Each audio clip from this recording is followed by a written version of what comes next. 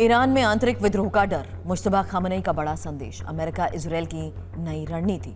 नमस्कार, आपके साथ मैं हूं सुरभि शर्मा और आप देख रहे हैं TV9 डिजिटल। बात करेंगे उस बयान की जिसने पूरे मध्य पूर्व की राजनीति में हलचल मचा दी है और ईरान के नए सुप्रीम लीडर मुश्तबा खामनेई ने अपने देश की जनता को एक खास चेतावनी दी।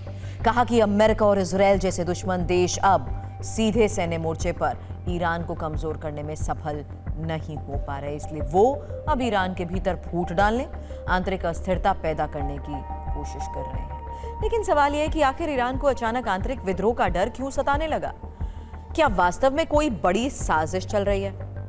क्या इजरायल और अमेरिका अब हाइब्रिड वॉर यानी मिश्रित युद्ध की रणनीति अपना रहे हैं? सबसे बड़ा सवाल तो ये कि क्या ईरान के भीतर सत्ता को लेकर कोई असंतोष पैदा हो रहा है? आज की इस विस्तृत रिपोर्ट में इन सभी सवालों का जवाब।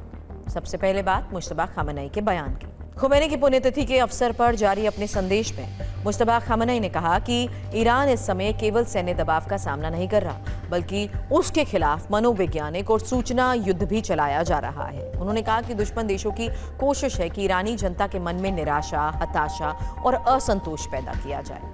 उनके मुताबिक जो लोग देश में निराशा फैलाने का काम करेंगे वो अनजाने में दुश्मनों की मदद कर रहे होंगे। ये बयान ऐसे समय में आया है जब पूरे क्षेत्र में तनाव लगातार बढ़ रहा है और ईरान, इजरायल और अमेरिका के बीच टकराव नए स्तर पर पहुंच चुका है। अब सवाल है कि आखिर ईरान को आंतरिक विद्रोह का डर भी क्यों है? इसके पीछे कई कारण हैं। पहला कारण है खुद मुश्तबा खामनेई की सार्वजनिक मौजूदगी का अभाव। ईरान के नए सुप्रीम लीडर बनने के बाद से अब तक मुश्तबा खामनेई सार्वजनिक रूप से बहुत कम दिखाई दिए। उनके भाषणों के वीडियो सामने नहीं आए और अधिकांश संदेश लिखित रूप में जारी किए जा रहे हैं। यही वजह है कि ईरानी सोशल मीडिया और कुछ मीडिया प्लेटफॉर्म्स पर तरह तरह की अटकलें लगाई जा रही हैं और कुछ लोग ये सवाल उठा रहे हैं कि आखिर सुप्रीम लीडर जनता के सामने क्यों नहीं आ रहे? क्या सुरक्षा कारण है? क्या कोई राजनीतिक रणनीति है या फिर इसके पीछे कोई और वजह है? हालांकि इन सवालों का कोई आधिकारिक जवाब नहीं दिया गया, लेकिन चर्चाएं लगातार बढ़ रही हैं। दूसरा कारण, इजरायल के प्रधानमंत्री बेंजामिन नेतन्याहू का बयान। नेतन्याहू ने हाल ही में कहा, ईरान की जनता को आगे आकर अपनी सरकार को चुनौती देनी चाहिए। उन्होंने दावा यह किया कि ईरानी सरकार कमजोर हो रही है और अगर जनता सड़क पर उतरती है तो सत्ता परिवर्तन संभव हो सकता है।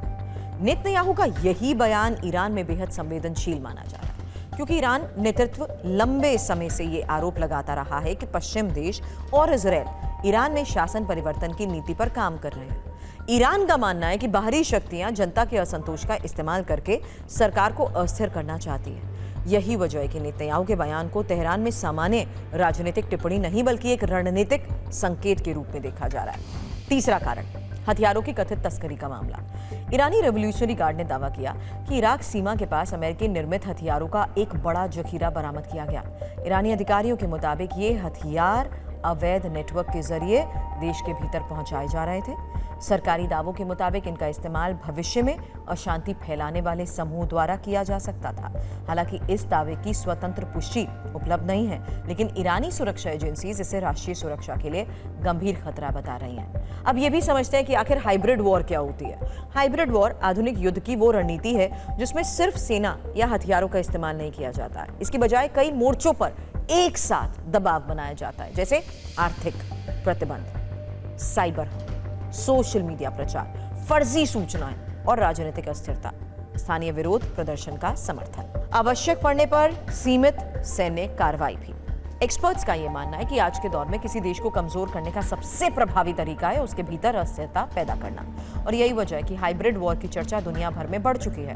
अगर हम इतिहास भी देखें तो ईरान पहले भी बड़े पैमाने पर विरोध प्रदर्शन का सामना कर चुका है और पिछले साल में आर्थिक संकट, महंगाई, बेरोजगारी, सामाजिक मुद्दों को लेकर कई बार लोगों ने सड़क पर उतरकर प्रदर्शन भी किया। इन प्रदर्शनों के दौरान ईरानी सरकार ने विदेशी हस्तक्षेप के आरोप लगाए। वहीं पश्चिम देशों ने इसे जनता के असंतोष की अभिव्यक्ति बताया। यानी एक ही घटना को दोनों पक्ष अलग अलग नजरिए से देखते रहे। अब सवाल यह है कि क्या अमेरिका और इजरायल वास्तव में ईरान के भीतर बदलाव चाहते हैं? विश्लेषकों के मुताबिक अमेरिका और इजरायल दोनों लंबे समय से ईरान की क्षेत्रीय नीतियों को चुनौती देते रहे। दोनों देशों को लगता है कि ईरान का प्रभाव मध्य पूर्व में बहुत तेजी से बढ़ा है। लेबनान, सीरिया, इराक, यमन जैसे क्षेत्रों में ईरान समर्थित समूह की मौजूदगी को लेकर दोनों देश चिंतित भी रहे और इसी वजह से ईरान और पश्चिमी देशों के बीच तनाव लगातार बना हुआ है। लेकिन दूसरी ओर ईरान का दावा यह है कि वो सिर्फ अपनी राष्ट्रीय सुरक्षा और क्षेत्रीय हितों की रक्षा कर रहा है। ईरानी नेतृत्व का यह भी कहना है कि पश्चिम देश उसके प्रभाव को रोकना चाहते हैं। इसी वजह से राजनीतिक, आर्थिक और मनोवैज्ञानिक दबाव बना रहे हैं। अब एक और महत्वपूर्ण सवाल है, क्या ईरान में वास्तव में सत्ता परिवर्तन की कोई संभावना है? राजनीतिक विशेषज्ञों का यह कहना है कि यह सवाल इतना आसान नहीं है। ईरान की राजनीतिक व्यवस्था कई संस्थाओं पर आधारित है। सिर्फ सरकार ही नहीं, बल्कि सुरक्षा संसाधन, धार्मिक प्रतिष्ठान, विभिन्न प्रशासनिक संरचनाएं भी सत्ता व्यवस्था का हिस्सा हैं। इसलिए किसी भी बड़े राजनीतिक बदलाव के लिए सिर्फ विरोध प्रदर्शन पर्याप्त नहीं होंगे।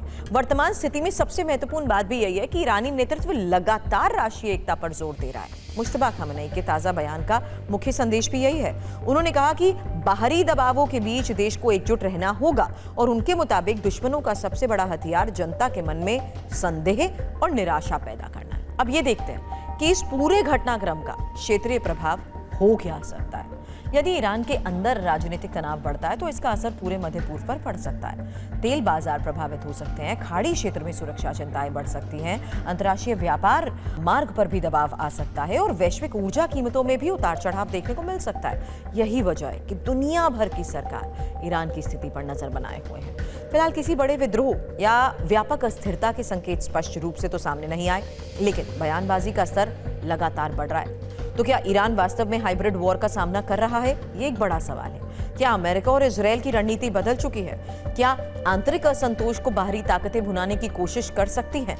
और क्या मुश्तबा खामनेई का ये संदेश किसी बड़े खतरे की ओर इशारा है? इन सभी सवालों के जवाब आने वाले हफ्तों में सामने आ सकते हैं। फिलहाल ये तय, मध्य पूर्व की राजनीति एक बार फिर बेहद संवेदनशील दौर से गुजर रही है। ईरान, इजरायल, अमेरिका के बीच जारी तनाव केवल क्षेत्रीय मुद्दा नहीं रह चुका है, बल्कि इसका असर वैश्विक राजनीति और अर्थव्यवस्था पर पड़ सकता है। अब इस पूरे मामले को आप कैसे देखते हैं? क्या ईरान की चिंताएं भी जायज हैं या फिर ये सिर्फ राजनीतिक संदेश का हिस्सा है? अपनी राय हमें कमेंट बॉक्स में जरूर बताएं। वीडियो पसंद आया तो करें लाइक, साथ ही करें शेयर और चैनल को करें सब्सक्राइब।